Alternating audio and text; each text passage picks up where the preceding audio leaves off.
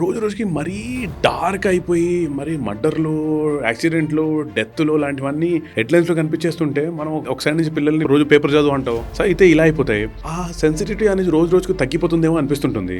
మీ ప్రకారంగా what's your solution to this? అంటే ఎప్పుడైనా ఏమవుతుందంటే ఎడ్యుకేషన్ అన్నది ముగ్గురి సంగమం వల్ల వస్తుంది. ఎడ్యుకేషన్ ఇప్పుడు పేరెంట్స్, టీచర్స్, స్టూడెంట్ వీళ్ళ ముగ్గురి సహభాగం చాలా అవసరం. Parental role is very important in education. 16 సంవత్సరాలు వచ్చే వరకు కూడా తల్లిదండ్రుల పాత్ర చాలా ముఖ్యమైనది. కానీ ఇప్పుడు ఏమవుతుందంటే అన్ఫార్చునేట్ గా మేము మంచి స్కూల్లో మా పిల్లవాళ్ళని వేసేసాం కాబట్టి మా బాధ్యత అయిపోయింది అన్న ధోరణి ఉంటుంది. అది కుదరదు. మంచి స్కూల్లో వేస్తే వాళ్ళు మీకు మంచి మార్కులు తీసుకొస్తారు, కానీ మార్పులు తీసుకురావాల్సింది తల్లిదండ్రులు. వావ్.